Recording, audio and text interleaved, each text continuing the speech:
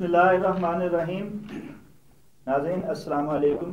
Programme QD with Shah Nadeem Ahmad के साथ आपका मेज़बान हाज़िर खिदमत है। नाज़रीन, मुल्क में सियासी तल्खियाँ हैं कि कम होने की बजाय बढ़ती ही जा रही हैं। हुकूमत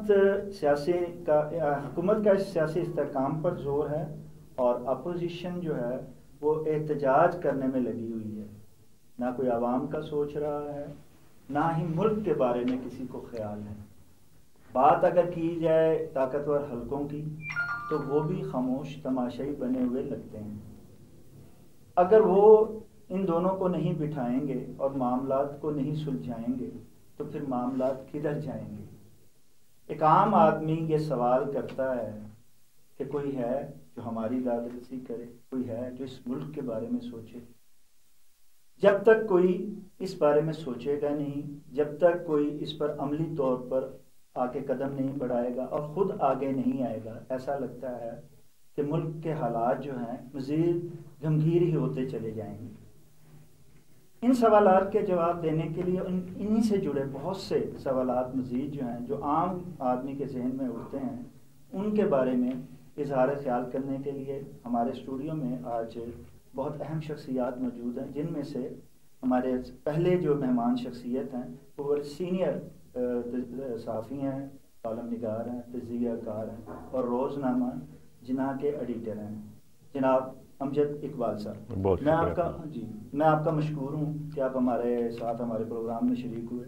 उनके साथ तशरीफ़ फरमा हैं रुकैया गज़ल साहबा, जानी पहचानी बड़ी मारूफ शायरा हैं, अदीबा हैं, सीनियर सहाफ़ी हैं, कॉलम निगार हैं। इनका कॉलम नवाए वक्त में चलता है और लोग बड़े शौक़ ज़ौक़ से पढ़ते हैं। मैं इनका मशकूर हूँ कि हमारे ये भी तशरीफ़ लाई हैं। और इनके साथ मेरे जो तीसरे मेहमान गिरामी हैं वो यूके में एक सीनियर सहाफ़ी, मारूफ कॉलम निगार, तज़कियाकार और रूहानी स्कॉलर हैं, जनाब अल्लामा अज़ीम जी।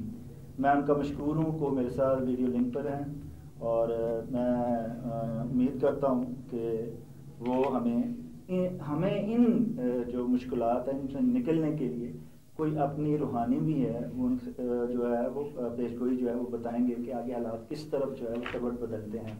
तो मैं प्रोग्राम का आगाज़ अल्लामा जी से ही करूँगा क्योंकि वो हमारे साथ यूके से वीडियो लिंक पर हैं। तो अल्लामा जी, क्या आप बताएंगे कि जो पाकिस्तान के हालात और वाक़यात आप वहाँ बैठे हुए देखते हैं, क्या ये किसी इनकलाब की जो है वो निशानदेही कर रहे हैं या कि कुछ और आपको होता हुआ नज़र आता है?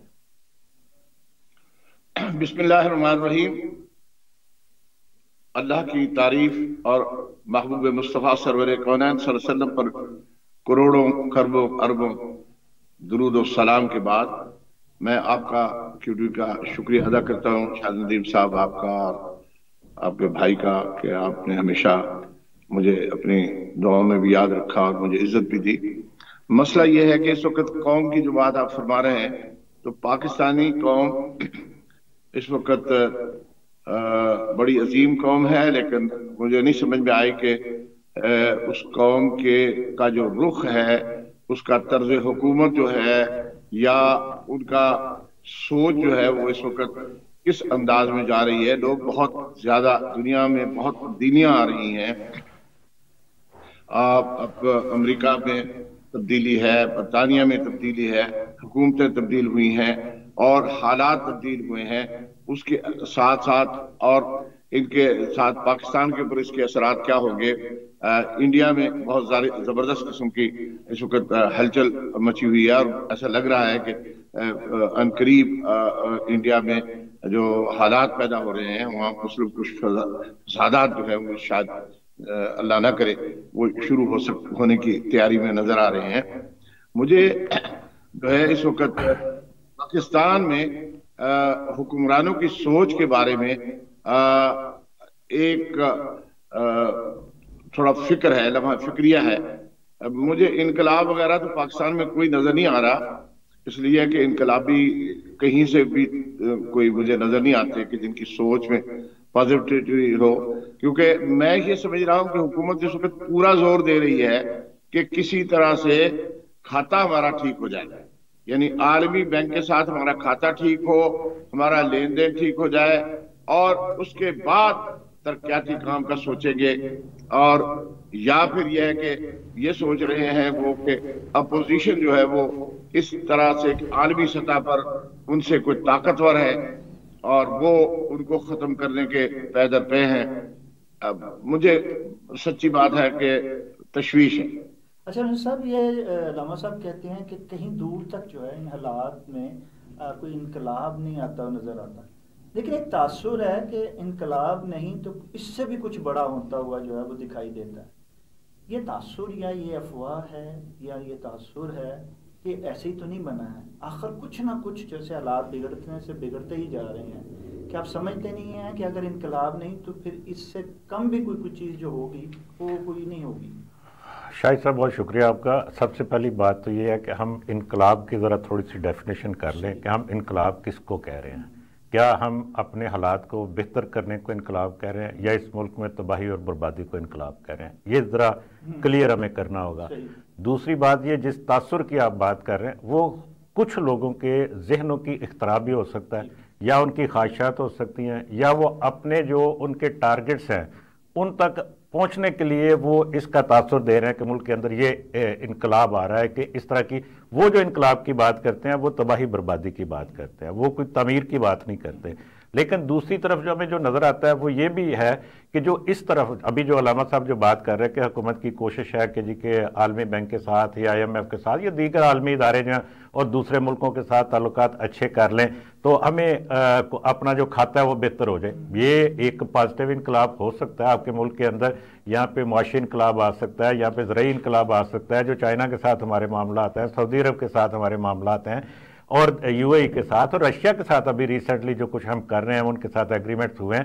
ابھی کل ہمارا جو ایک بہت بڑا ایشو تھا کہ جی بڑی بجلی مہنگی ہے، 8 IPPs کے ساتھ جو ہمارے جو معاہدے تھے ان کو ریوزٹ کیا گیا اور نئے جو معاہدے ان کی کل منظوری کابینہ نے دی. مطلب یہ ایک تو انقلاب یہ ہے، اور یہ مجھے تو نظر آتا ہے کہ یہ انقلاب آئے گا، ضرور آنے والا ہے.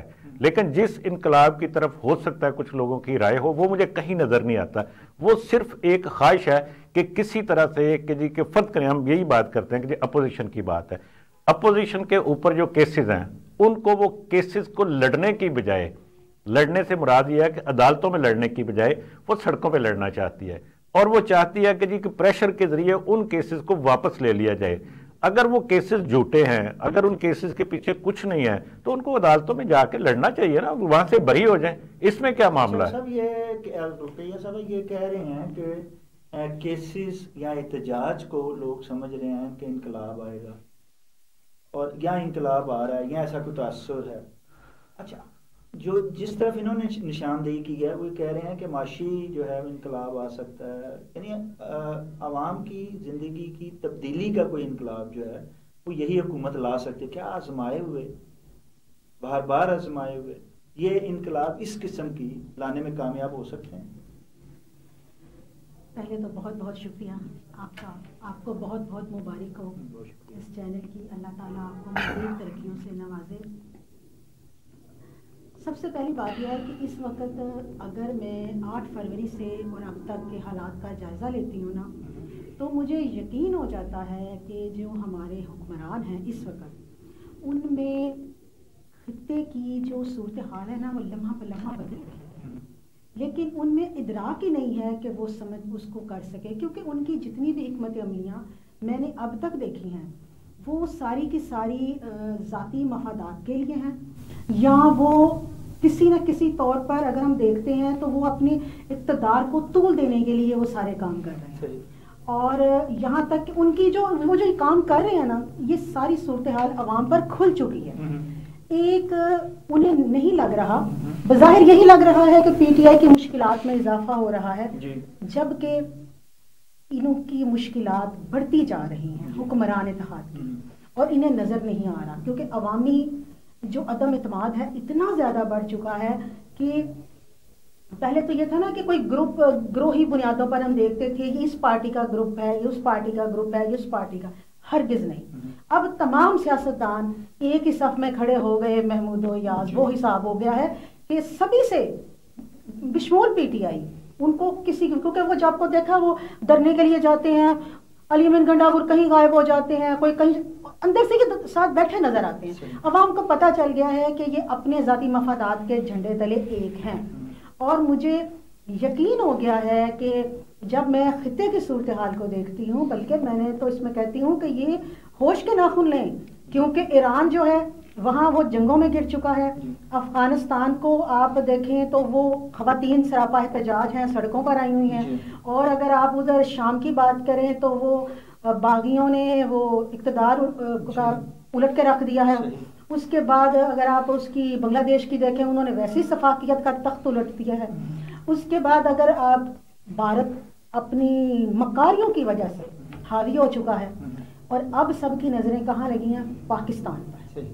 اور اگر انہوں نے جلد اس کے اوپر نہ دیکھا، میں سبھی سے میں نہیں کہہ رہی کہ صرف سیاستدان، اس میں پورے کرتا دھرتا کو دیکھنا چاہیے کہ یہ جو نفرتیں ہوتی ہیں نا، جو دلوں میں ڈر نہیں رہتے خوف سے، اور انہوں نے وہ ڈر کی فضا پیدا کر دی ہے کہ ہمیں یہ یقین ہو گیا ہے کہ ہر طرف دیوان کی ہاتھوں میں ہے پتھر لیے، اس فضا میں جو بھی نکلے گا وہ مارا جائے گا.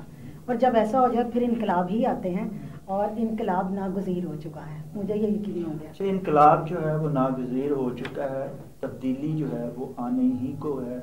یہ ایک تاثر جو ہے وہ چاہے جتنا بھی آپ کہیں، لیکن وہ ہر ایک کے ذہن میں ہے. یہ گفتگو کا سلسلہ یوں جاری رہے گا، لیکن ایک چھوٹے سے بریک کے بعد.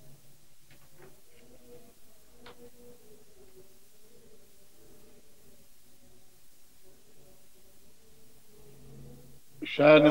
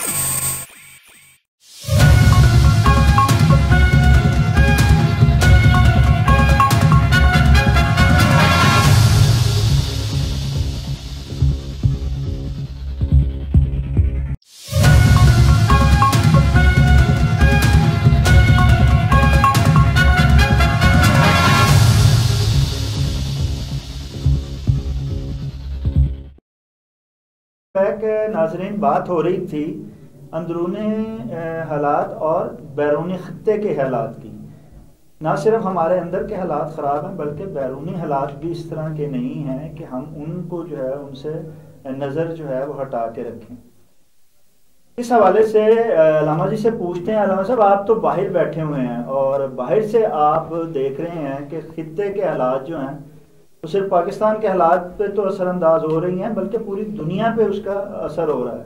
لیکن جب یہ سب کچھ ہو رہا ہے تو امت مسلمہ جو ہے وہ خواب خرگوش ہے. وہ اس کو کچھ پتہ نہیں ہے، ہر ایک کی باری لگی ہوئی ہے. ہم پاکستان میں سیاست کی باریوں کی تو فکر کر رہے ہیں، لیکن جو امت مسلمہ کی باریاں لگی ہوئی ہیں اس کی کسی کو کوئی فکر ہی نہیں ہے. جو اس وقت مضبوط ممالک ہیں امت مسلمہ میں، وہ بھی تماشائی بن کر جو ہے وہ خاموشی سے دیکھ رہے ہیں اور کر کچھ نہیں رہے ہیں. بڑی کاوش کی جائے تو اٹھ کے ایک جو ہے وہ کانفرنس بلا لی جاتی ہے، اجلاس کر لیا جاتا ہے، سارے مسلم ممالک وہاں اکٹھے ہو جاتے ہیں، قرارداد پاس ہوتی ہے، اور پھر خاموشی سے جو ہے وہ اپنے اپنے جا کے بیٹھ جاتے ہیں. ہر کوئی یہ کر رہا ہے کہ میرا دوسرا بھائی مر رہا ہے لیکن ابھی میری باری نہیں آئی ہے. کہ آپ سمجھتے ہیں کہ شام اور جو غزہ میں ہوا، پھر اس کے بعد جو لیبیا لبنان میں ہوا، اور جو کچھ ایران کے ساتھ بھی ہو رہا ہے، عراق میں ہوا، اب جو شام میں ہوا ہے، اس کے بعد آپ کیا سمجھتے ہیں کہ کس کی باری آنے والی ہے؟ اور وہ بھی اسی طرح اپنی باری پہ مرے گا، اور دوسرا خاموش تماشائی بنا جو ہے تو مسلم ممالک باقی یوں ہی دیکھتے رہیں گے. آپ نے بہت اہم سوال کر دیا. آپ کے ایک سوال میں 3 سوال ہیں. ایک تو آپ نے پاکستان کی بات کی. پہلی بات یہ ہے کہ پاکستان میں کوئی انقلاب کی نہ تو کوئی تیاری نظر آ رہی ہے، نہ ہی کوئی انقلاب کے لیے قوم تیار ہے. وہ قومیں جو انقلاب کے لیے لے کے آتی ہیں ان کے سامنے کوئی نظریہ ہوتا ہے، ان کے سامنے کوئی ایک خاص مقصد ہوتا ہے. بڑا مشکل ہے. یہاں پر تو مدارس کی رجسٹریشن کے اوپر پوری قوم جو ہے، یعنی اللہ اور اس کے رسول کے لیے آج تک دیوبندی بریلوی اہل حدیث اکٹھے نہیں ہوئے. مدارس کی رجسٹریشن کے اوپر اگر ضد آنے لگی تو سارے کے سارے علماء اکرام اکٹھے ہو گئے. اور سب سے بڑی بات یہ ہوئی ہے کہ ایک دیوبندی مدرسے میں ایک بریلوی عالم نے نماز جماعت کروائی اور ان کو افتتاح بھی انہوں نے کر دیا. یعنی وہ بہت اکٹھے بیٹھ گئے ہیں. یہ الحمدللہ پازیٹیوٹی بھی آ رہی ہے لیکن سختی کے ساتھ آ رہی ہے. میں یہ سمجھتا ہوں جہاں تک آپ کا فرمان ہے، اس وقت جو خطرناک بات ہو رہی ہے وہ یہ ہے کہ سیریا میں اپوزیشن جو تھی، ہم انہیں باغی نہیں کہتے، جنہوں نے اس وقت تک جو ہے کئی لاکھ لوگوں کو جنہوں نے کبھی سورج نہیں دیکھا تھا 20 سال سے 30 سال سے، کسی کی ٹانگ کٹ گئی، کسی کا ہاتھ کٹا ہوا ہے، اور اتنے ظلم و بربریت سے اندھیروں میں سے قبروں نوا جیلوں میں سے وہ لوگ باہر آ گئے ہیں. میں یہ سمجھتا ہوں کہ ایک خوشائن تبدیلی، لیکن اس کے ساتھ ساتھ اسرائیل نے فوری طور پر جو اسٹریٹجک جگہ تھی شام کی ان پر قبضہ کر لیا ہے. اور اس قبضے کے بعد باری جو ہے نا، جیسے آپ فرما رہے تھے، تو باری مجھے ترکیہ کی لگ رہی ہے. تو لوگ یہ نہیں سمجھ رہے کیونکہ اس وقت جو سب سے زیادہ ویسٹ کے سامنے جو خطرناک ملک نظر آ رہے ہیں وہ سعودی عرب نظر نہیں آتا. سعودی عرب تو ایک طرح سے اپنے حالات کو درست کرنے میں لگا ہوا ہے. اگرچہ محمد بن سلمان جو ہیں وزیر اعظم سعودی عرب کے وزیر اعظم بھی ہیں، چیف ایگزیکٹو بھی ہیں اور ولی عہد بھی ہیں، وہ سعودی عرب کو بین الاقوامی سطح پر لانے کے لیے پوری ترقیاتی کام بھی کر رہے ہیں اور سیاسی معاملات میں بھی وہ تھوڑا سا ہمت کر رہے ہیں. کرپشن کے خلاف بھی بات کر رہے ہیں کہ سعودی عرب اپنے پیروں پر کھڑا رہے. لیکن اس کے ساتھ ساتھ سعودی عرب نے اب جو ہے پاکستان کو سٹیبل کرنے میں سعودی عرب نے اہم ترین رول ادا کیا ہے. اس کی وجہ صرف پاکستانی نہیں ہے، پاکستانی حکمران نہیں ہے، یہ عالمی حالات کی وجہ سے ہے. اس وقت شام میں جو حکومت ہے اگر یہ سٹیبل نہ ہو سکی تو پھر یہ سمجھے کہ ترکی ایران ان دونوں ملکوں کے ساتھ بہت ہی برا ہوگا. اچھا امجد صاحب، یہ جیسے باہر کے حالات ہیں، بات کریں علامہ جی کہ باری جو ہے اس کے بعد ترکیہ کی لگ رہی ہے. ہمارے ہاں اقتدار کی باریاں لگی ہوئی ہیں اور سب کو اپنی باری کی فکر ہے. ایک جو ہے وہ اقتدار کی باری لے رہا ہے، وہ کہتا ہے میری باری لمبی ہو جائے، اور دوسرا اتحادی جو ہے وہ اس کوشش میں ہے کہ اب تو میری باری آنی چاہیے. جبکہ تیسرے جو ہے وہ کہتا ہے کہ ان دونوں کی باریاں جو ہے نا بند کریں، مجھے جو ہے وہ اس شیشے میں طویل جو ہے مجھے باری ملنی چاہیے. کیا یہ لوگ اپنی باری کو نہیں دیکھ رہے ہیں؟ جو بیرونی طور پہ خطرات بڑھتے جا رہے ہیں، ان کو اس ملک کی فکر نہیں ہے، یہ اقتدار کی باریوں میں لگے رہے ہیں. یہ تو بڑی اچھی بات ہے جو آپ نے کی کہ سب کو یہ سوچنا چاہیے، ملک کے لیے سوچنا چاہیے، ملک کے استحکام کے لیے سوچنا چاہیے. اندرونی طور پر جب استحکام ہوگا تو آپ اچھے طریقے سے جب باہر سے آنے والا کوئی بھی خطرہ اس کا مقابلہ کر سکتے ہیں. اس کے لیے سب سے پہلے حکومت کو سوچنا چاہیے، یہ بات ٹھیک ہے، لیکن اس کے ساتھ ساتھ اپوزیشن کو بھی فرض ہے کہ اتنا ہی سوچے. وہ اگر ہر روز اگر آپ کا کوئی مہمان آ کے بیٹھا ہوا ہے اور وہاں پہ آ کے وہ مجمع لگا کے بیٹھ جائیں گے تو آپ کا میسج اچھا نہیں جائے گا. آپ کے مطالبات ہو سکتے ہیں، ان مطالبات کو آپ پارلیمنٹ کے اندر بیٹھ کے کر سکتے ہیں، ڈسکس کر سکتے ہیں، بات چیت کر سکتے ہیں، وہاں پہ ہنگامہ بھی کریں، کوئی مسئلہ نہیں ایسا. لیکن پارلیمنٹ کے اندر بیٹھ کے جب سڑکوں کے اوپر بیٹھ کے کریں گے تو اس کا میسج اور طرح کا باہر جائے گا. پھر یہاں پہ اگر کسی نے آنا ہے، جو ہم پہلے بھی بات کر رہے تھے کہ کسی نے سرمایہ کاری کے لیے آنا ہے، کسی نے بزنس کے لیے آنا ہے، کسی نے آپ کے ساتھ یہاں پہ کوئی پروجیکٹ لے کے آنا ہے، تو وہ کہاں آئے گا کہ جی کہ یہاں پر تو یہ تماشا ہو رہا ہے. اور اس کی ذمہ داری میں جتنی آپ حکومت کے اوپر ڈالتے ہیں اس سے زیادہ یہ اس وقت اپوزیشن کے اوپر بھی ہے. لیکن جو آپ عالمی حالات کی بات کرتے ہیں نا، دیکھیے اس میں جو انقلاب کی جب ہم بات کرتے ہیں تو انقلاب اگر اس کو انقلاب کہتے ہیں جو شام کے اندر آیا تو وہ انقلاب نہیں ہے، وہ ایک آپ ایک کہہ سکتے ہیں کہ وہاں پہ اس طرح کا ماحول بنا جس طرح کے ابھی علامہ صاحب نے بھی آپ کو بتایا سارا کہ وہاں کی اپوزیشن نے وہ تختہ الٹا اس کی حکومت کا اور وہ اس کے اوپر جا کے بیٹھ کر وہاں پہ ابھی تک وزیر اعظم وہی ہیں جو حافظ الاسد کے پشت پناہی میں امریکہ اور اسرائیل ہیں وہ بھی تو بیچ میں انوالو ہیں جی جی جو اسرائیل اور امریکہ کی سازش ہے پس پشت ان کی سرپرستی میں، وہ تو لازمی بات ہے نا، ہوتی ہے. میں یہی آپ سے عرض کر رہا ہوں کہ اصل میں ہوتا یہ ہے کہ جب آپ کوئی بھی گروپ وہاں پہ کسی بھی ملک کے اندر قابض ہوتا ہے یا انقلاب وہاں پہ تبدیلی لاتا ہے، حکومت تبدیلی لاتا ہے، اگر اس کو حکومت کو تبدیل کرنے کو ہم انقلاب کہتے ہیں نا، اصل میں انقلاب میں نے تو آپ کو پہلے کہا تھا کہ کیا ہوتا ہے کہ انقلاب تو لوگوں کی قوموں کی تقدیر بدلنے کا انقلاب ہوتا ہے، اس کو انقلاب کہا جاتا ہے، لوگوں کے نظریے چینج کرنے کو انقلاب کہا جاتا تھا. آج کل انقلاب ہم حکومت کی تبدیلی کو کہتے ہیں کہ جی کہ حکومت کیسے تبدیل ہوگی، وہ انقلاب آئے گا جی. حکومت انقلاب اگر آتا ہے، یہ حکومت تبدیل ہوتی ہے تو انقلاب آ جاتا ہے. یہ انقلاب نہیں ہے، یہ تو صرف اقتدار حاصل کرنے کا ایک طریقہ ہے. آپ کس کی مرضی سے کرتے ہیں، کس کی مدد سے کرتے ہیں. اور جہاں پہ آپ یہ دیکھیے کہ یہ بیرونی سازشیں ہوتی ہیں، بیرونی سازشیں آتی ہیں، سپورٹ ہوتی ہے کسی نہ کسی کو، چاہے اس وقت جو حکمران کے خلاف تو نہیں آتی سپورٹ، وہ لازم بات ہے اپوزیشن کے لیے آتی ہے، حکمران کے خلاف آتی ہے لیکن اپوزیشن کی مدد کے لیے آتی ہے کہ آپ اٹھیں اور یہ سب کچھ نیست و نابود کر دیں. کیوں کر دیں؟ اس کے پیچھے تو کچھ نہ کچھ تو مقاصد تو ہوتے ہیں نا ان کے. تو ہو سکتا ہے کہ وہاں کے وسائل پہ قبضہ کرنا چاہتے ہوں، چاہے وہ آپ کے دفاعی وسائل ہوں، چاہے آپ کے معدنی وسائل ہوں، چاہے آپ کے تیل کے ذخیرے ہوں، چاہے آپ کی معیشت ہو، یا آپ اس کی معیشت کو نقصان پہنچا رہے ہیں. تو ایسا ہی ہوتا ہے نا. لیکن جہاں پہ ملکوں کے اندر ان کے جو ادارے ہیں، جس ملک میں بھی آپ چین کی بات کر لیں، چین کے اندر کیا امریکہ نہیں چاہتا ہوگا کہ یہاں پہ انقلاب آئے؟ انقلاب یہ نہیں آئے کہ یہ سارا سسٹم لپیٹا جائے اور میری مرضی کا یہاں پہ سسٹم آئے. اسی طرح سے شاید چین بھی چاہتا ہو کہ جی کہ ہم امریکہ کے اندر کوئی اس طرح کا سسٹم لے آئیں کہ جس سے وہاں پہ حکومت کو وہ سسٹم تبدیل ہو جائے. قوتوں کی بھی بلاکنگ ہے، یہ بالکل بلاکنگ ہے. بالکل. بات یہ ہے کہ یہاں پہ اور ہم دوسرے بیرونی حالات کا تبھی مقابلہ کر پائیں گے اور اپنی باری سے بچ پائیں گے جبکہ ہم اکٹھے بیٹھیں گے.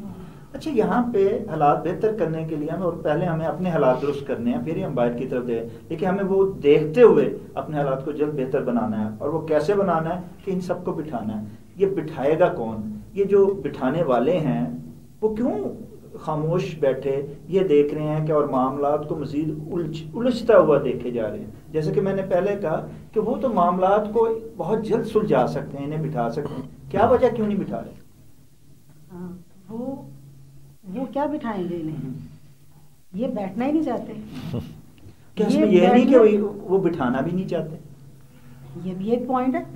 دیکھیں نا، ان کو اگر وہ اب یہ جو اس ٹائم حکومت ہے، اگر ہم وہ ساری باتیں چھوڑ دیں، مجھے نہیں لگتا کہ وہ جو ان کا آپ نے کہا کہ وہ بٹھانا نہیں چاہتے یا بیٹھنا نہیں چاہتے، وہ ان کا زیادہ تر بوجھ بھی اٹھا سکتے ہیں. میں تو یہاں تک کہتی ہوں. اس کی وجہ یہ ہے کہ انقلاب کی اتنی باتیں ہو رہی ہیں اور کہا گیا یہاں پہ انقلاب نہیں آتے. انقلاب آتے کیوں ہیں؟ ابھی میں کوئی مارکیٹ جاتی ہوں نا، میڈیسن خریدتے ہیں، ایک ویک کے بعد وہ ناقابل برداشت حد تک مہنگی ہو جاتی ہے. خاص طور پر ہارٹ کی جو میڈیسنس ہیں، یہ جو جان بچانے والی ادویات ہیں، اس کے بارے میں فریاد کوئی نہیں سنتا. میں نے خود میڈیکل سٹوروں پہ لوگوں جو لانے والے ہیں انہیں اور یہ جو آئے تھے اور جن کے سر پہ یہ بیٹھے ہوئے ہیں، یہ تو آئی اسی دعوے کے ساتھ تھے کہ مہنگائی مارچ کا ٹرک. تو ہر کوئی دعووں کے ساتھ ہی آتا ہے. اس سے پہلے بھی اسی دعوے کے ساتھ آئے تھے اور لائے گئے تھے. اس وقت بھی تو اسی دعوے کے ساتھ آئے تھے نا. ساتھ ہی آتے ہیں. اس کے بعد کیا ہوتا ہے کہ اچھا عوام کے ساتھ ایک مسئلہ ہے، وہ بیچارے مسیحا کی تلاش میں نا، سب سے بڑی بات ہے ابھی امجد صاحب نے بات کی، شاہد صاحب، وہ مسیحا کی تلاش میں نا دیوانے ہوئے پھرتے ہیں. وہ اکیلے نہیں نکل سکتے، ان کو مسیحا چاہیے. اب ہم کہیں کہ جی وہ جو برسرے پیکار ہیں اور برسرے اقتدار ہیں ان کو کوئی بٹھا دے، حالات ٹھیک ہو جائے. دیکھیں یہ لوگ جب سے آئے ہیں نا، انہوں نے اپنے کیسز ختم کروانے، اپنے ذاتی مفادات کے لیے قوانین کے ساتھ کھلواڑ کرنے، اور صرف میں یہاں تک کہتی ہوں کہ بہت بڑی بات ہے، لیکن انہوں نے آپ یہ دیکھ لیں کہ اپنی شان و شوکت میں اضافہ کرنے میں وہ جو پیسہ انہوں نے الیکشنوں پہ اور اتنے عرصے میں ان کو نہیں ملا تھا نا، انہوں نے وہ سارا اس پہ لگایا. کہتے ہیں اسٹاک مارکیٹ آسمان پہ پہنچ گئی ہے. مجھے یہ بتائیں اسٹاک مارکیٹ تو آسمان پہ پہنچ گئی, غریب ایک کاروباری آدمی فروٹس اور گوشت نہیں کھا سکتا. آپ کے اسٹاک مارکیٹ سٹا مارکیٹ جو مرضی کرتی رہے, وہ جہاں پہ مرضی چلی جائے. اب ان کے حالات دیکھ کر آپ نے جو بات کی ہے, جو میں نے جو ابھی تک تجزیہ کیا, جتنے بھی سیاسی تاریخ کو پڑھا ہے, ایک نہ ایک بندے کو تو رکھنا چاہیے نا ایک سائڈ پہ, تاکہ اگر کوئی ناکام ہو جائے تو پھر دوسروں کو لایا جا سکے یا دوسروں کو آیا جا سکے. تو اس میں یہ ہوتا ہے کہ پھر یہ دیکھا جاتا ہے مقبولیت کس کی زیادہ ہے. تو مجھے تو یقین ہے کہ آئندہ اس سال کچھ نہیں ہونے والا, تو نیکسٹ ایئر بیٹھنے والے بیٹھیں یا نہ بیٹھیں, لیکن جو بیٹھے ہیں وہ بھی اٹھ جائیں گے. بلکہ میں ایک اور بات کہتی ہوں, یہ جو ہمارے حکمران ہیں نا, یہ کرسیوں سے ان کو اتارا نہیں جاتا. ہمیں یہاں پہ یہ بات اپنے جو ذہن ہے نا اس کو درست کرنے کی ضرورت ہے. یہ خود بخود گر جاتے ہیں. زرداری صاحب نے کہا بھی تھا ان کو ہم نہیں گرائیں گے, یہ خود بخود گر جائیں گے. اور یہ گرنے والے ہیں, آئندہ جنوری میں نہیں گریں گے تو فروری میں گر جائیں گے. میں یہاں پہ یہ سبق کہتی ہیں کہ گرنے والے جو ہیں وہ اپنے بوجھ سے ہی گر جائیں گے جب کارکردگی نہیں دکھائیں گے. کارکردگی دکھانے والا کوئی آئے گا اور وہ کارکردگی دکھائے گا, وہی ٹک پائے گا. یہ باتوں کا سلسلہ اور یہ خیالات کا سلسلہ جاری رہے گا, لیکن ایک چھوٹے سے بریک کے. یہ لمحہ جی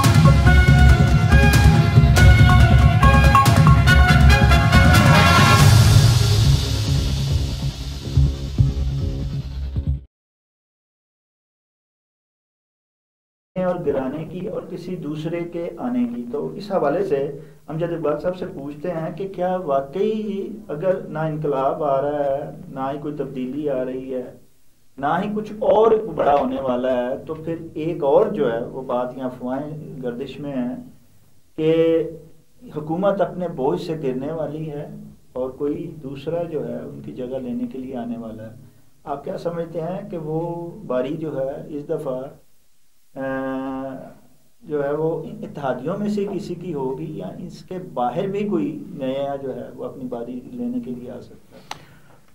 دیکھیے, جو بات حکومت کے گرنے کی بات ہے نا, حکومت اپنے بوجھ سے گرنے کی ہم بات اس وقت کرتے ہیں کہ جب حالات بڑے خراب دن بدن ہو رہے ہوں. اگر ہم پچھلے 4-6 مہینے کے اندر دیکھتے ہیں نا, جو صورتحال ہمیں نظر آتی ہے, بظاہر میں تو جو وہ بات کر رہا ہوں, جیسے ابھی رقیہ صاحبہ نے ذکر بھی کیا تھا اسٹاک مارکیٹ کا, وہ چاہے آپ اس کو جو مرضی کہیں, لیکن بزنس کمیونٹی کے لیے ایک بہت بڑا انڈیکیٹر ہے وہ. اور نہ صرف اپنی ملک کی بلکہ انٹرنیشنل کمیونٹی کے لیے بھی, جو بزنس کمیونٹی ہے, کہ پاکستان کی اسٹاک مارکیٹ کہاں پہ ریٹ کر رہی ہے. اور وہ اس وقت 1,10,000 پوائنٹ سے اوپر چلی گئی ہے. وہ ایک اتنی پوری دنیا کے اندر اتنی زیادہ تیزی کسی مارکیٹ میں آج تک نہیں آئی جتنی یہ ہے. دوسری طرف آپ دیکھیے کہ اگر ہم انڈیکیٹرز کی بات کرتے ہیں نا, تو پھر ہمیں اپنی ایکسپورٹ بڑھتی ہوئی نظر آتی ہیں, ہمیں اپنی امپورٹس کم ہوتی ہوئی نظر آتی ہیں, پاکستان کے اندر سرمایہ کاری ہوتی ہوئی ہمیں جو انڈیکیٹر بتا رہے ہیں, میں ان کی بات کر رہا ہوں. اچھا, میں اب اسی کے ساتھ جی, جب اتنے خوبصورتی جو ہے اعداد و شمار کی آپ جیسے پیش کر رہے ہیں, یہی حکومت بھی پیش کرتی ہے, عوام بڑے خوش ہو جاتے ہیں, میں بھی بڑا خوش ہوں آپ کے انہی اعداد و شمار سے, لیکن عوام کی زندگی میں کوئی میں بتاتا ہوں اسی کے, یہ کیونکہ یہی سوال آتا ہے جی کہ عوام کی زندگی کیوں نہیں چینج ہو رہی. میں عوام کی زندگی کی سب سے پہلی تو ان کو فائدہ یہ ہوا عوام کو کیونکہ اس سے پہلے جب ہم پچھلے 1 سال کی یا پچھلے 2-3 سال کی بات کر لیتے ہیں، اس میں نگران دور کا بھی شامل کر کے اس سے پیچھے 1 سال لگا لیں کہ ہر روز ریٹ بڑھتے تھے چیزوں کے، کہ جب ڈالر بڑھتا تھا، کیونکہ ہم امپورٹ بیسڈ، ہماری پوری اکانومی امپورٹ بیسڈ ہے، اور ڈالر اگر 10 روپے بڑھا تو یہاں ہر چیز کی قیمت 30 روپے بڑھ جاتی تھی، اور یہاں پہ بھی اس کے بعد بھی یہ سلسلہ رہا۔ لیکن پچھلے 1 سال کے اندر ہم دیکھتے ہیں، 8 مہینے کے اندر کہہ لیں کہ ڈالر کی قیمت ہمیں سٹیبل نظر آئی، اور اس کی وجہ سے ہمیں بہت ساری چیزوں کی قیمتیں رکی ہوئی ہیں، وہ بڑی نہیں ہیں، اور یہی بات ہے جس کا کریڈٹ اس وقت حکومت لے رہی ہے۔ آپ کہہ سکتے ہیں کہ جی انہوں نے کہا کہ اس وقت 4.7 پہ غالباً کوئی یا 3.7 پہ جو اس وقت فلوٹ کر رہی ہے جو انفلیشن ریٹ ہے، یعنی یہ رکا ہوا ہے، اس وقت بڑھ نہیں رہی۔ آگے آ جاتے ہیں کہ جی کہ کیسے قیمتیں کم کیسے ہوں گی؟ قیمتیں کم ایسے ہوں گی جب یہاں پہ لوگوں کے پاس روزگار ہوگا۔ ابھی فرض کریں، میں نے شروع میں ذکر کیا تھا سعودی عرب کا، میں نے ذکر کیا تھا یو اے کا، میں نے رشیا کا، اور چائنا کے سی پیک فیز 2 کا۔ جو چائنا کا فیز 2 ہے، اس کے اندر جو میری انفارمیشن آپ کہہ لیں، میری ریسرچ کہہ لیں، اس کے مطابق فوری طور پر تقریباً 15 انڈسٹریل زونز ہیں جو چائنا نے یہاں پہ لگانے ہیں۔ اب کب شروع ہوتے ہیں؟ 1 مہینے بعد شروع ہو جاتے ہیں، 2 مہینے بعد، 6 مہینے بعد، لیکن وہ اس سال کے اندر ان میں سے کچھ 2-3 آپ کو شروع ہوتے ہوئے نظر آئیں گے۔ وہاں پہ پاکستانی لوگوں نے کام کرنا ہے، لوگوں کو روزگار ملنا ہے، آپ کے امپورٹ بل اور کم ہوگا، آپ کے اوپر پریشر کم ہوگا، تو وہ ریلیف لوگوں کو ایک دم نہیں مل سکتا۔ اگر ہم کہیں کہ جی کہ 1 دن کے اندر یہ قیمتیں نیچے آ جائیں، ایسا نہیں ہوگا، اس کے لیے ٹائم تھوڑا سا ہوگا، لیکن حالات جی قیادت لے آئے گی۔ اس قیادت میں کوئی پرابلم نہیں ہے، میں آپ کو یہ چاہے جتنی بھی قیادت ہے نا، کہ پرابلم کہاں پہ ہوتی ہے؟ پرابلم ہوتی ہے کہ جب آپ فیصلہ سازی ٹھیک نہیں کر رہے ہوتے، وہ پرابلم ہوتی ہے۔ ہم ریٹ کرتے ہیں کہ جی اس کے اوپر اتنے کیسز ہیں، اس کے اوپر اتنے جی چارجز ہیں، وہ چارجز، وہ الزامات جن کی ہم کرپشن کے چارجز کی بات کرتے ہیں، بہت بڑا ایک بیانیہ تھا ہمارے ملک میں، ہے اس وقت بھی، جس کی بنیاد پر پورا ایک اس سے پہلے ایک نظریہ تھا جس کے اوپر سیاست ہوتی تھی لیفٹ اور رائٹ کی، آپ کو یاد ہوگا، پھر وہ کہاں پہ آج کل نظریہ؟ وہ نہیں ہے، کیونکہ وہ ختم ہو گیا، اور اس کے بعد ایک نیا بیانیہ آیا کہ جی کرپشن کے اوپر۔ یہ پاکستان میں نہیں، پوری دنیا کے اندر یہ چلا، پاکستان میں بھی جو حکمران ہوتا ہے اس کے اوپر۔ اب پچھلے آپ چلیں، مجھے اس بات کو چھوڑ دیں، میں اس لمبی بحث میں نہیں جاتا، مجھے یہ بتائیے کہ پچھلے یہ 8 مئی کے بعد، 8 فروری کے بعد جب یہ حکومت بنی، مجھے ایک سکینڈل بڑا بتائیے گا کہ جی کرپشن کا سکینڈل یہ ہوا اس میں جانے کے بعد ہوتا ہے؟ نہیں، جانے کے بعد نہیں ہوتا۔ میں آپ کو کہتا ہوں، اس سے پہلے جب نون لیگ کی حکومت تھی، اس کے دوران تھے، پیپلز پارٹی کی حکومت کے دوران ہر روز ایک نیا سکینڈل آتا رہا، ٹھیک ہے، اور پی ٹی آئی کی دور حکومت میں بھی بہت سارے سکینڈلز آئے، وہ ہمارے سامنے، وہ آج کل وہی کیسز اس وقت بھگت رہے ہیں نا۔ لیکن میں یہ کہہ رہا ہوں کہ چلے سمجھا کچھ لوگوں نے کہ جی حکمرانوں نے، ان جو قیادت وہاں بیٹھی ہے، اور اس میں ایک اچھی چیز یہ بنی ہے، اس سے پہلے جو ہوتا تھا وہ مشاورت نہیں ہوتی تھی، سنگل ون مین فیصلہ کیا کہ یہ کر دو، وہ کر دے، چاہے وہ اچھا ہو یا برا ہو۔ لیکن اس وقت ایک بہت اچھا، جو میں سمجھتا ہوں، میری ذاتی رائے ہے وہ، کہ وہ بہت اچھا کیا، وہ ایک SIFC بن گئی پاکستان کے اندر۔ اس میں تمام سٹیک ہولڈر شامل ہیں، سٹیک ہولڈر سے وزیر اعظم، ان کی حکومت کے لوگ، اس میں اسٹیبلشمنٹ کے لوگ جن کو ہم کہتے ہیں، وہ لوگ، وزیر آرمی چیف بھی اس میں شامل ہے، اور باقی لوگ بھی شامل ہیں۔ پھر اس کے بعد چاروں چیف سیکرٹری شامل ہے، چاروں وزراء اعلیٰ اس میں شامل ہے، چاہے کسی بھی جماعت سے ہیں، وہ بیٹھ کے فیصلہ سازی اس وقت ہو رہی ہے، کوئی ایک بندہ نہیں کر رہا۔ تو اس سے جب سارے مل کے بھی اگر اچھا فیصلہ نہیں کر سکتے، تو پھر یہاں پہ پاکستان میں کہاں سے آئے گی وہ قیادت؟ میرا کہنے کا مقصد یہ تھا۔ اور یہ جو خوشکن قسم کی انہوں نے سامنے، میں خوشکن میں حقیقت کے اوپر اپنی طرف سے کی ہے، جی بالکل پیش کی ہے، ان کے مطابق جو پیش کی ہیں، اس کی جو ہے تصویر جو سامنے آتی ہے بہت خوبصورت ہے، لیکن ایک طرف تو یہ خوبصورتی ہے، اور یہ خوبصورتی لانے والے کون ہیں؟ وہی، جی ہاں، جو لانے والے ہیں وہ وہی لوگ ہیں کہ جو اپنے ادوار میں اس قسم کی کوئی چیز کا اچھا، لیکن ان کی ایک چیز جو انہوں نے کہی وہ بالکل ٹھیک ہے کہ مشاورت ہو رہی ہے، آگے تو یہی ہے، لیکن کام کرنے والے بھی اور پیچھے بیٹھے ہوئے ہیں، اور وہ اس میں جو اب تبدیلی نظر آ رہی ہے وہ ہم جیسا، میں معذرت کے ساتھ میں ایک چیز کا، آپ مجھے یہ بتائیے، جن کا آپ کہہ رہے ہیں کہ جی کہ وہ لانے والے، ٹھیک ہے آپ یہ کہہ سکتے ہیں، لیکن وہ پورے 10 سال انہوں نے خود حکومت کی اکیلے، تو وہ صورت کیوں نہیں پہ یہ بہتری آئی؟ اسی طرح نئی قیادت کی بات ہے، یہ بات ہے نا، اس دفعہ جو قیادت آئی ہوئی ہے، اس میں مشاورت سیاسی اور قیادت آئی ہوئی ہے اس میں شاید یہ ایبلٹی ہو اتنی زیادہ کہ وہ حالات کو بہتر بنانے کی طرف کمر بستہ ہے. اچھا آپ کیا کہتی ہیں رقیہ صاحبہ؟ علامہ صاحب میں آپ کی طرف آتا ہوں. رقیہ صاحب آپ کیا کہتی ہیں کہ ایک طرف جو ہے وہ سیاسی انتقام کا سلسلہ جاری ہے، دوسری طرف جو اب نظر آ رہا ہے وہ فوج میں بھی جو ہے وہ احتساب کی بات ہو رہی ہے اور وہ اپنے طور پہ اپنا احتساب کر رہے ہیں اور کڑا احتساب کر رہے ہیں.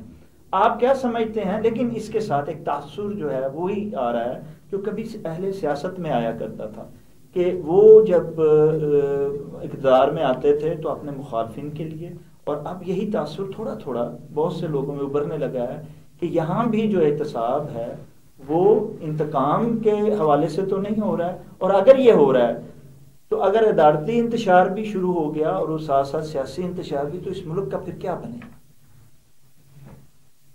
شاہد صاحب ہمیں مان لینا چاہیے کہ یہ جو ہوتے ہیں نا ہمارے افسر شاہی اور وڈیرہ شاہی، ان کا احتساب نہیں ہوتا. ہمیں اب اس وقت مان لینا چاہیے. 75 سالوں کی تاریخ اٹھا کر دیکھ لیں، کبھی ہوا ہے؟ مجھے کوئی بتائے تو صحیح. ابھی یہ کہتے ہیں ایک بہت چل رہا بیانیہ، اداروں کے خلاف منفی مہم چلانے والوں کو معاف نہیں کریں گے. مجھے یہ بتائیں منفی مہم چلاتا کون ہے؟ منفی مہم چلاتا کون ہے؟ یہی لوگ، یہی سیاستدان، یہ اپنی طاقت ثابت کرنے کے لیے منفی مہم چلاتے ہیں. ہر صحافی اپنی نامور صحافیوں کی میں بات کروں گی، وہ اپنی صحافت ثابت کرنے کے لیے منفی مہم چلاتے ہیں. اس کے بعد جو جتنے بھی آپ یہ سمجھ رہے جنہوں نے اپنا بڑا، ان میں کچھ ہمارے وہ ہمارے ججز بھی ہیں، ان کی آپ ویڈیوز تو دیکھیں، ان کو کوئی نہیں پکڑتا.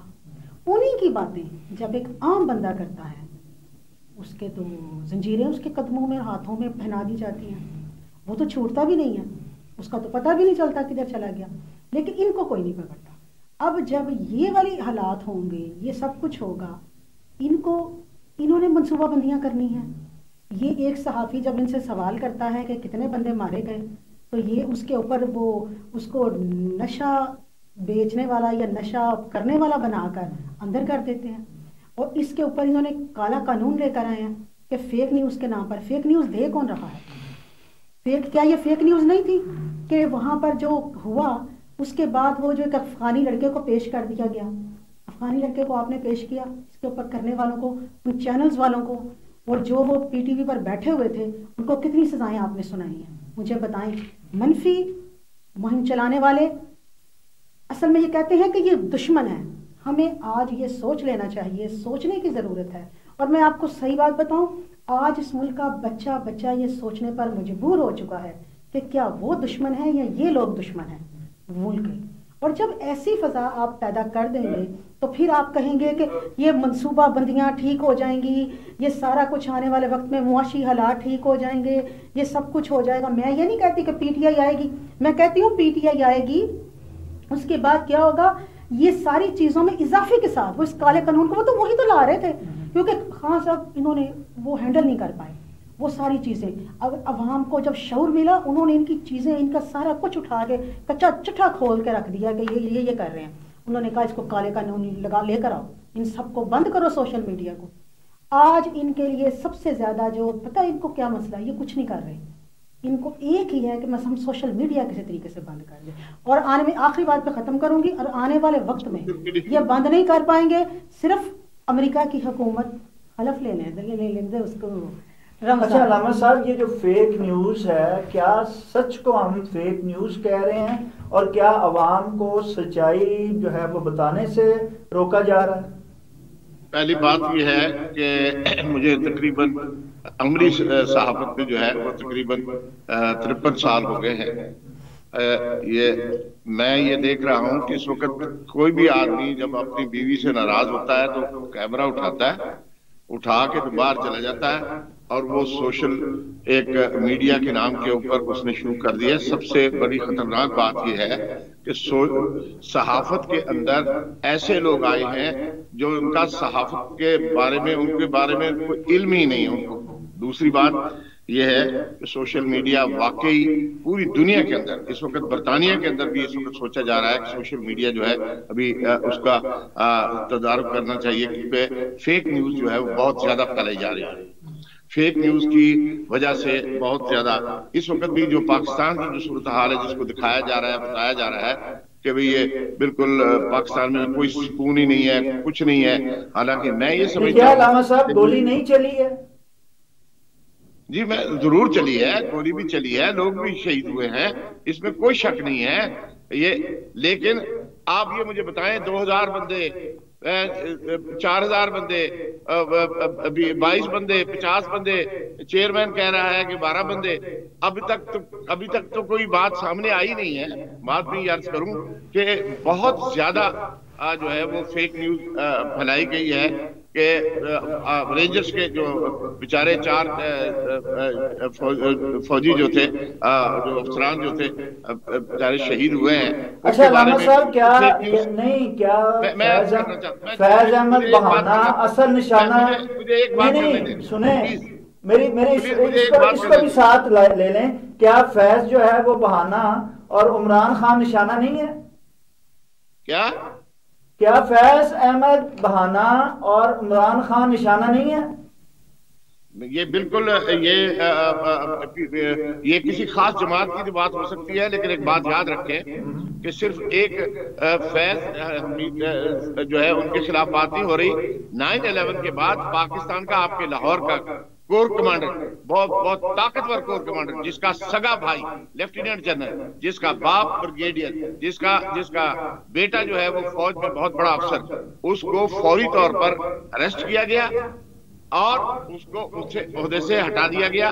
110 ملٹری کے افسران کا باقاعدہ طور پر جو ہے وہ ان کا محاسبہ ہوا۔ جہاں تک میں بات یہ صرف یہ کرنا چاہ رہا تھا کہ فیض حمید کی بات کو، آرمی کی بات کو جو ہے بالکل سیاست میں نہ گھسیٹیں، اس لیے کہ فوج کا جو احتساب کا عمل ہے وہ بہت زیادہ غیر جانبدار ہوتا ہے، اس پہ کس کی گنجائش نہیں ہوتی کہ کوئی فوجی فوج کا تو احتساب ہے، آرمی چیف جو نہیں میں آپ سے عرض کروں، کیونکہ فوجی سسٹم جو ہے اس میں احتساب کا عمل وہ بہت ہی، اس میں بہت سارے مختلف آپ بجا فرما رہے ہیں۔ میں اس میں امجد صاحب کو لے کے آتا ہوں۔ صاحب علامہ صاحب کہتے ہیں کہ فوج کو آپ سیاست میں نہ گھسیٹیں، ہم نہیں گھسیٹتے جی، ہم کیوں، ہماری فوج ہے، ہم ان سے بہت محبت کرتے ہیں، ہم میں سے کوئی بھی شخص جو ہے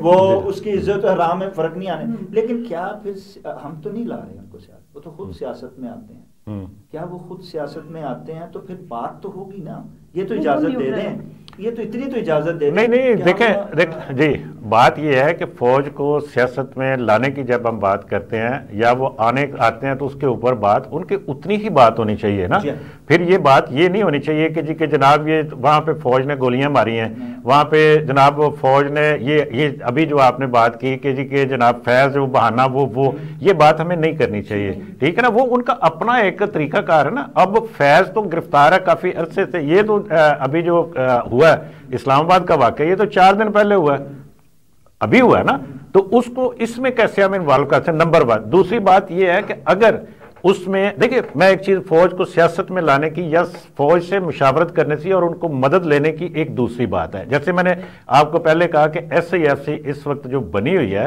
اس میں یہ نہ صرف مرکز میں بلکہ صوبوں میں بھی بنائی گئی ہے نا اس وقت، یہ وہ ان کی انوالومنٹ آپ سیاست میں اگر نہ کہیں، آپ یہ کہیں کہ مینجمنٹ میں ہے، انتظامیہ، کیونکہ ان کے پاس وسائل ہے، ان کے پاس ریسرچ ہے، ان کے پاس ساری چیزیں ہیں، اس کو ہم کہتے ہیں کہ جی کہ یہ سیاست میں آ گئے۔ ہم یہ کیوں نہیں کہتے کہ ملک کی بہتری کے لیے ان سے کام لیا جا رہا ہے، ایک بات۔ دوسری بات یہ کہ جب ہم بات کرتے ہیں کہ جی کہ جو فیض کے خلاف جو کچھ ہوا، جو کورٹ مارشل ہو رہا ہے، اس میں اگر انہوں نے اس میں جو پریس ریلیز ان کی جاری ہوئی اس کے اوپر انویسٹیگیشن ہے کہ ملک کی سالمیت کے خلاف کرنا، ان کے کوڈ آف کنڈکٹ کی جو ان کی خلاف ورزی ہے اس میں، اور جو 9 مئی کے معاملات ہیں جن کے اوپر ہم اکثر وہ بات بھی کرتے، اس میں اگر کوئی ان کو وہ انوالومنٹ تھی اور اس میں اگر کوئی سیاستدان انوالو ہوتا ہے اس ساری سازش میں، اس سارے معاملات میں، تو ان کو لانا چاہیے، کیوں نہیں آنا چاہیے؟ وہ خود بھی کہتے ہیں کہ وہ اگر 9 مئی میں یا کوئی بھی ایسا بات جو ملک کے خلاف ہوئی ہے یا اداروں کے خلاف ہوئی ہے، اس میں جو بھی ہیں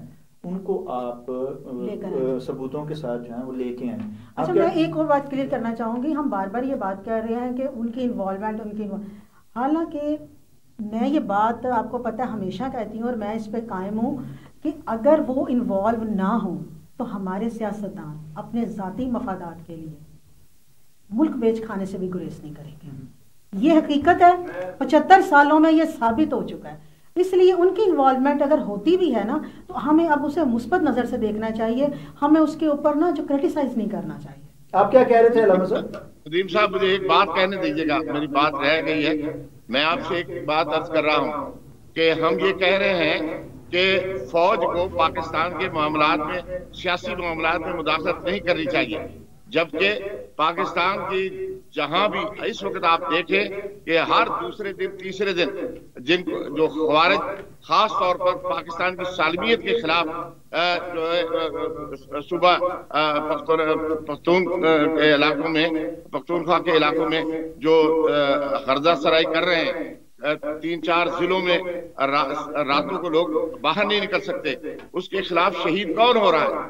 یہ فوج ہماری ہے۔ پاکستانی افواج اس وقت سیاست میں بالکل ہٹی ہوئی ہے، اسی وجہ سے 9 مئی کا واقعہ اتنی دیر تک ابھی تک بات نہیں ہوئی۔ بات یہ ہے کریں کہ اگر 9 مئی کے واقعات کو عدلیہ فوری طور پر ان لوگوں کے معاملات کو لے کے کیس مقدمات کے فیصلے کر دیتی تو میں سمجھتا ہوں کہ اب اس قسم کے واقعات نہ ہوتے۔ ہمارے ہاں پرابلم صرف فوج نہیں ہے، ہماری عدلیہ بھی پرابلم ہے، ہمارے سیاستدانوں میں بھی کرپٹ ہے، لیکن موجودہ حکومت جو ہے وہ اس وقت جو ہے وہ پاکستانی معاشی استحکام اور دور رش دیکھیں 2 سال کے بعد 3 سال کے بعد الیکشن ہوں گے، ویٹ کرنا چاہیے اپوزیشن کو کہ اچھے کام کریں، پازیٹیوٹی لے کے آئیں، اور جب آئندہ الیکشن آ جائے پاپولر ہو جائے تو اس پہ جیت جائیں یہ الیکشن۔ جی بالکل۔ اچھا، وقت کیونکہ محدود ہے اور آپ جیسی جب بڑی شخصیات آتی ہیں تو وہ خیالات کو سمیٹنا اور بات کو جو ہے وہ کوزے میں بند کرنا مشکل ہو جاتا ہے، لیکن یہ تو سلسلہ سے چلتا رہے گا۔ لیکن یہ سب میں چاہوں گا کہ ناظرین کی بڑی پرزور فرمائش ہے، اور جب بھی آپ آتی ہیں تو ان کی یہ ہوتی ہے کہ کوئی تازہ غزل جو ہے وہ اس خشک سے ماحول میں، اس تجزیے میں ہمیں ایک جو ہے وہ ضرور آنی چاہیے۔ تو پلیز آپ اگر ان کی فرمائش پہ، اور ہماری بھی ہم تینوں ویسے بھی سیاست اور محبت تو مجھے لگتا ہے ایک ہی طرح کا کوئی سلسلہ ہے، ہاں، لیکن اس میں اگر غزل آ جائے تو وہ ذرا اچھا جو ہے اس کا جو ہے وہ تاثر بن وہ بھی کیا جو سیاست نہ کرے۔ جی بالکل۔ تو پلیز آپ کیا ہے یہ کمال ہے کہ آپ سیاسی تجزیے کے ساتھ ساتھ جو ہے وہ ماحول کو خوشگوار، غزل بھی خوشگوار ماحول کو کرنے والی وہ سیاسی کی غزل نہ ہو۔ ہاں نہیں سیاسی نہیں۔ جی ہاں ارشاد۔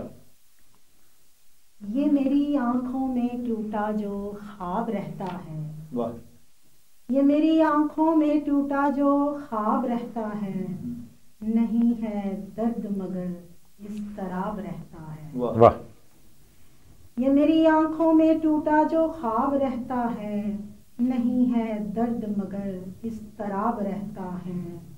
یہ عشق جال بچھایا ہے اس نے ہر جانب، واہ، یہ عشق جال بچھایا ہے اس نے ہر جانب، جو بچ گیا ہے وہی کامیاب رہتا ہے۔ کتاب عشق بہت پڑھ چکا ہے وہ، لیکن کتاب عشق بہت پڑھ چکا ہے وہ، لیکن لکھا نہیں ہے جو ہم نے وہ باب رہتا ہے۔ کیا بات۔ اس طرح سے میرے دن گزرتے جاتے ہیں، اس طرح سے میرے دن گزرتے جاتے ہیں، سوال سوچ رہی ہوں جواب رہ کیا جاتا۔ بات۔ نہ جانے کون ہے کیا ہے نظر نہیں آتا، نہ جانے کون ہے کیا ہے نظر نہیں آتا، یہیں کہیں کوئی خانہ خراب رہتا ہے۔ کیا بات۔ بس اتنی دیر مہک بھی ہے رنگ بھی اس کا، بس اتنی دیر مہک بھی ہے رنگ بھی اس کا، چمن میں شاخ پہ جب تک گلاب رہتا، شاخ پہ گلاب رہتا ہے۔ غزل کہانی یہاں ختم تو نہیں ہوتی، کیا بات، غزل یہاں کہانی، غزل کہانی یہاں، غزل کہانی یہاں ختم تو نہیں ہوتی، ابھی ہمارا تمہارا حساب رہتا ہے۔ جی بالکل، بہت خوب جی، اور یہ حساب جو ہے اور یہ کتاب جو ہے وہ ایسے ہی چلتا رہے گا، لیکن پروگرام کا وقت جو ہے وہ ختم ہوا جاتا ہے۔ ناظرین، اپنے میزبان شاہ ندیم احمد کو اجازت دیجیے، اللہ حافظ۔